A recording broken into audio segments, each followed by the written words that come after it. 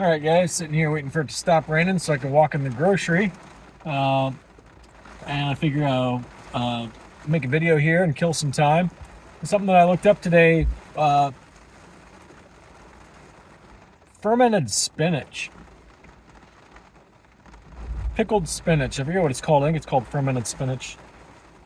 I don't know how my mind said, I wonder if there is such a thing, and I looked it up. And the nutritional facts are actually pretty interesting. It's actually like better for you than regular spinach.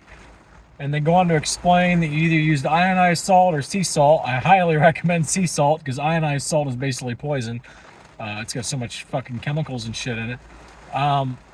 So not only are you getting minerals from sea salt or whatever kind of healthy salt you use, non-ionized, you know, they say that like your gut health responds well to fermented things, and oftentimes fermented things aren't like my favorite stuff, like sauerkraut and this stuff. It's like, but you actually absorb more nutrients out of the spinach, as well as the negatives of the spinach, because spinach actually does have some negatives, are actually reduced. So there's my little health tip to look into. I've still been eating those frozen acai, ACAI, berry things. I've been meaning to call this one place. There's a place down in Florida who supposedly has organic, not organic, from the fucking rainforest, like wild acai. And I'm curious what do you call it?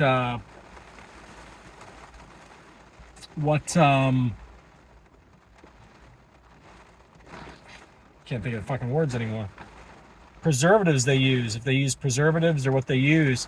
Because the big issue is the citric acid. Everybody thinks, oh, acid from an orange or a lime. No, it's actually like black mold. It's not what you think it is. Okay, so that's where they get you. That's where the food industry is fucked up, is because nobody's double checking what this preservative is that they're getting put in the food. And I mentioned this in other videos, and I'll continue to mention it. The Jewish elite, kosher food only has like 6 or 8 total flavor additives and preservatives allowed. Meanwhile, the rest of us have like over 350 in our food. So again, I'm just going to keep saying this punchline. It's not because God's blessing their food per se. It's because they don't have fucking poison in it. Okay? So there's that magic trick. Anyway,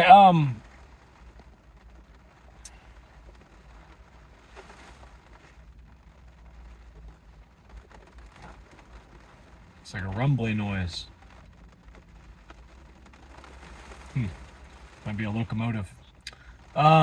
Anyway, what else I gotta tell you?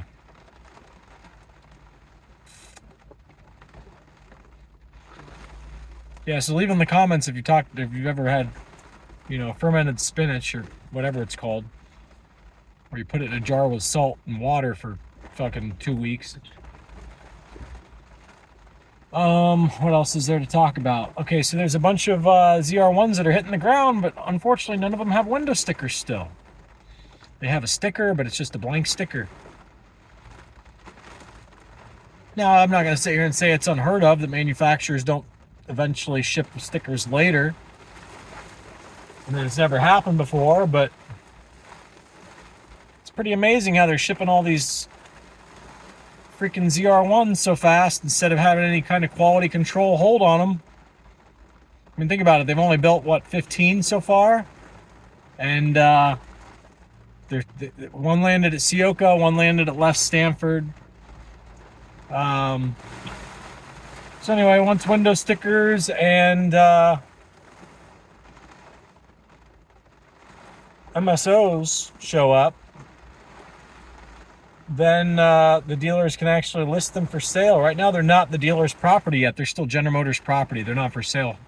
They can't be sold.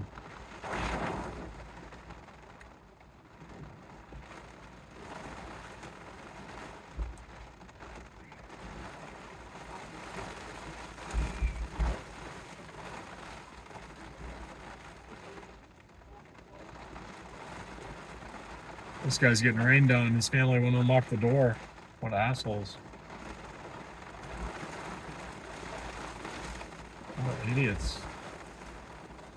Anyway, sorry, I'm just marveling at how intelligent everybody is.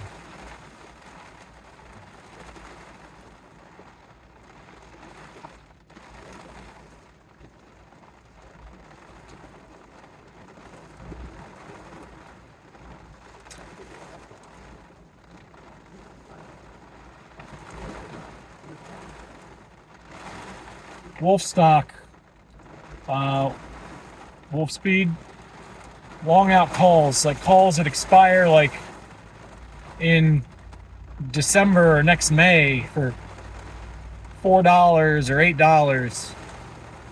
Take a look at those. Anyway, a little bit more about mullen. One of the guys in the chat said that come Monday or Tuesday, the short sellers are allowed to return, that they're going to issue more short shares.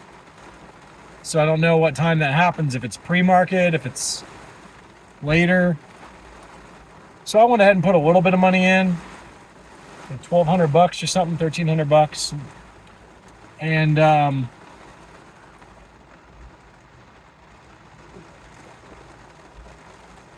it's people, man.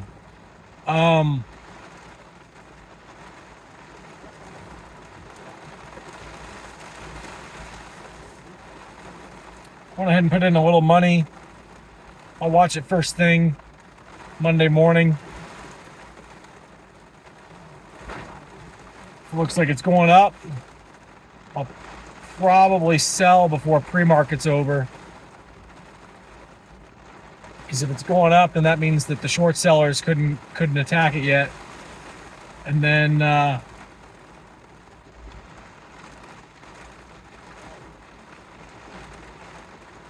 if it starts going down right out of the gate,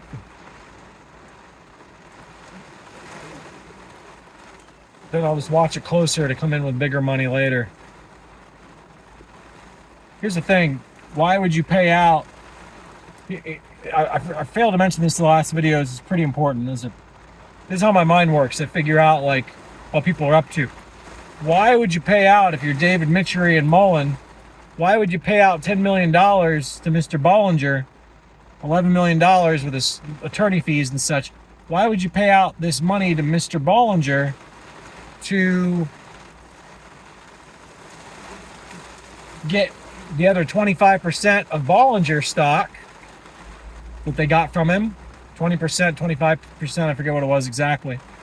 Why would you pay him $10 million out of your pocket, out of the company's pocket, if you're just going to file bankruptcy? And I guess you could do that.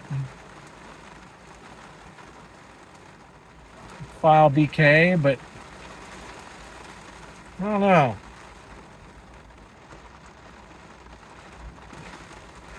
Seems to me like it's easier to say we don't have any money, we're about to file bankruptcy, I'm not giving you any money. They wanted that 25% of the stock. 20%, 25%, however much it was, they wanted that back. All right, I'll let you guys go. See ya.